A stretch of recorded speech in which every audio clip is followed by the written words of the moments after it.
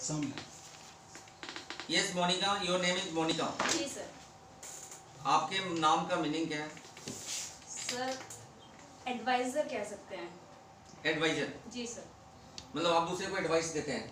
जी sir. आप जहाँ तक पॉसिबल हो. मुझे कुछ इंटरव्यू लेने का एडवाइस दीजिए. कैसे मैं इंटरव्यू कंडक्ट करूँ आगे बच्चों का, कि मैं एक राइट कैंडिडेट को सिलेक्ट कर सकूँ? जी सर, आप मेरे से बहुत सीनियर हैं. अभी मैं उस लेवल पर तो नहीं हूँ कि मैं आपको एडवाइस दे सकूँ. तो कुछ तो एडवाइस होगा आपके पास. कैसे लेना चाहिए मैं इंटरव्यू? सर आपके पास एक्सपर्टाइज है उस चीज़ की, तभी आप उस ओहदे पर बैठे हैं. ओके. मैं आपके लेवल तक पहुँचूंगी तो ज़रूर ये एडवाइस देंगे ना? एडवाइस दूंगी दूसरों को. बिल्कुल. ओके, ठीक है. आप गोपाल नगर से बिलोंग करते हैं? जी सर. आपने बायोडाटा में लिखा है गोपाल नगर. जी सर. ये गोपाल कौन थे हमारे भारत में जो बहुत फेमस है? गोपाल नाम किसका फेमस है? सर गोपाल कृष्ण को ही बोलते हैं. कृष्ण भगवान को बोलते हैं. और किसको बोलते हैं? गोपाल कृष्ण गोखले. उनको गिरिधर गोपाल कहा गया है. क्यों? जी. गिरी यानी कि आसमान को धारण करने वाले. आसमान को धारण करने वाला. जी सर. पर्वत को धारण करने वाला. गिरी पर्वत. सॉरी. ओके, कोई बात नहीं. और आपके पिताजी का नाम क्या है? जय सिंह. जय सिंह. जी सर. जय भारत. जय भारत. जय का मतलब क्या होता है?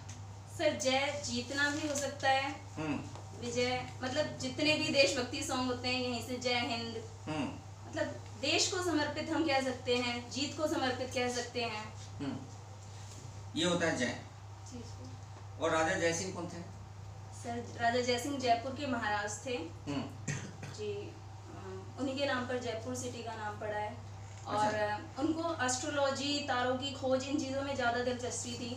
तो दिल्ली में भी एक जंतर मंतर है, वो बनाया गया है. बल्कि सिर्फ दिल्ली में नहीं, 5 जगहों पर जंतर मंतर बना है.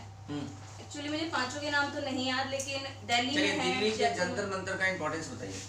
जी सर, वो तारों की खोज के लिए बनाया गया. बड़े बड़े यंत्र हैं. हालांकि मैंने उसको देखा नहीं है, लेकिन उसके बारे में पढ़ा है. आप दिल्ली में रहते हो और कभी मतलब आप जंतर मंतर नहीं गए? जी नहीं सर.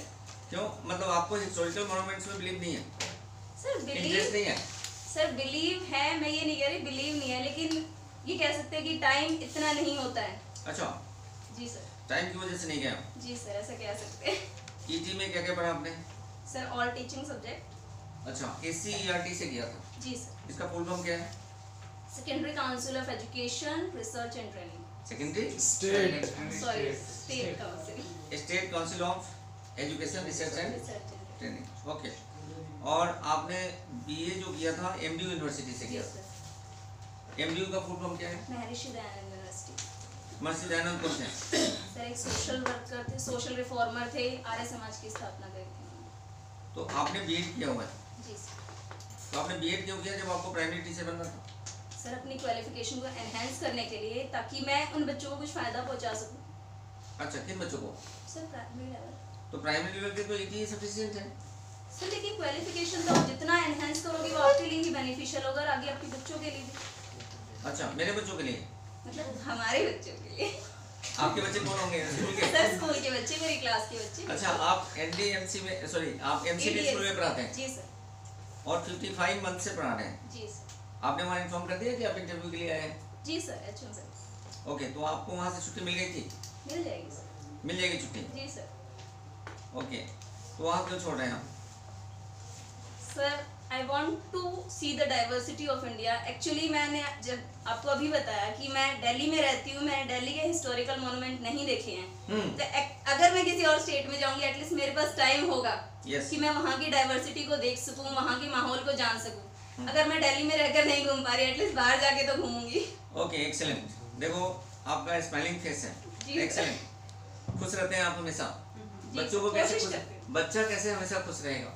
सर जितना एक्टिविटी में इन्वॉल्व रहेगा बच्चा खुश रहेगा. तो आप मतलब उसको करने का मौका दिया जाए. तो मैं आप बच्चों को सिर्फ एक्टिविटी बेस्ड क्वेश्चन कराएंगे? सर जहाँ तक पॉसिबल हो कोशिश करते हैं बच्चों को इन्वॉल्व किया जाए, चाहे वो एक्टिविटी में हो, चाहे उससे क्वेश्चंस पूछ के हो. जिसमें भी बच्चा एंजॉय कर रहा है वो सीखेगा. ओके, आपने लिखा है I can teach a student according to my psychology. जी सर. ये आपका साइकोलॉजी क्या है? Sir all round development of the child. Means आपकी मनोविज्ञान ये कहती है कि आप बच्चों का ऑल राउंड डेवलपमेंट करेंगे. जी सर. बच्चे में सोशल डेवलपमेंट नहीं होने का रीजन क्या हो सकता है? जिन बच्चों में सोशल डेवलपमेंट नहीं हुआ, उसका कारण क्या हो सकता है? सोशल डेवलपमेंट नहीं होने का कारण एक तो ये हो सकता है कि बच्चे का इंट्रोवर्ट नेचर है, मतलब उसको एनवायरनमेंट ऐसा नहीं मिला है अब तक कि वो सोसाइटी से, क्लास में बच्चों से इंटरेक्ट इतना कर पा रहा हो। एक्सीलेंट। आप you got Indira award in 12th class. ये इंदिरा अवार्ड क्या है? सर बेसिकली एकेडमिक्स में दिया जाता है इंदिरा अवार्ड 12th स्टैंडर्ड के बच्चों को, जोन वाइज जो टॉपर होते हैं गवर्नमेंट स्कूल के बच्चे, उन बच्चों को दिया जाता है। पहले स्कूल की बात करें, फिर स्कूल को भी अवार्ड मिलता है, उस जोन में जो बेस्ट स्कूल होगा उसको ही अवार्ड मिलेगा। देन उसके बाद हायर लेवल पे स्टेट में भी ये अवार्ड डिस्ट्रीब्यूशन होता है। बेस्ट टीचर अवार्ड भी होता है सर इंदिरा अवार्ड में। अच्छा, बेस्ट टीचर अवार्ड भी होता है। तो टीचर अवार्ड आपने क्यों नहीं लिया? मार्केट कहाँ है? टीचर अवार्ड आपने क्यों नहीं लिया? सर अभी एलिजिबल नहीं है उसके लिए, बिल्कुल लूंगी सर आगे। क्यों? आप 5 साल से पढ़ा रहे हैं, आपको टीचर का अवार्ड क्यों नहीं मिला?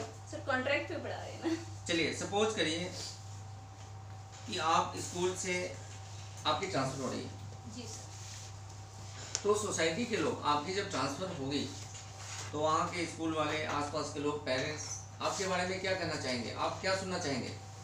सर बिल्कुल वो ये बोलना चाहेंगे कि मैम आप यहाँ से मत जाओ, मुझे छोड़ के मत जाओ, हमें छोड़ के मत जाओ, हमें छोड़ के मत जाओ। जी सर। क्यों? इसका क्या कारण क्या होगा? सर मैं अपनी सोसाइटी के लिए, अपनी क्लास के बच्चों के लिए इतना कुछ कर जाऊंगी कि वो ये बोलने पर मजबूर हो जाएंगे। एक्सीलेंट मोनिका, जी सर। सभी क्वेश्चन का आंसर आपने बहुत बारीकी से दिया है। आप बच्चों को मैथ्स पढ़ा के दिखाइए, 5th क्लास का मैथ्स पढ़ाना।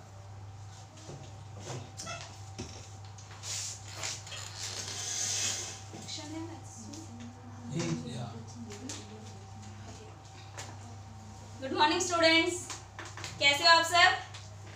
अच्छे हो? मैं भी बहुत अच्छी हूँ। बेटा कल क्या हुआ ना, मैं घर गई ना, मेरी मम्मी ने बहुत बड़ा सा केक ला रखा था। क्या ला रखा था? केक। आपकी मम्मी भी लाती है कभी बर्थडे पर या कभी किसी और दिन जब पापा का मन अच्छा हो तो केक ले आते हैं? अच्छा ले आते हैं। अब केक तो मम्मी ले आई, पर इतना बड़ा केक हम खाएंगे कैसे? क्या करेंगे उसको? बांटेंगे। बिल्कुल, हम उस केक को क्या करेंगे? बांटेंगे। क्या करेंगे? बांटेंगे। चलो फिर पहले मेरी मम्मी ने क्या किया, उस केक को बीच में से 2 हिस्सों में बांट दिया। मम्मी ने मुझे कहा कि केक का कितना हिस्सा? ये वाला जो हिस्सा है ये आपका है, और जो इधर वाला हिस्सा है वो आपके भाई का है। किसका है? भाई का। यानी कि मेरी मम्मी मुझे और मेरे भाई को बराबर हिस्सों में चीज बांट कर दे रही है। ठीक है बेटे, मुझे ये बताओ कि मेरी मम्मी ने मुझे पूरे केक में से कितना हिस्सा दिया है? आधा। आप सबको पता है इसको क्या बोलते हैं? आधा। आज हम यही देखेंगे कि इस आधे को फ्रैक्शन में, मैथ्स की भाषा में हम कैसे सीखते हैं। Excellent Monica, excellent.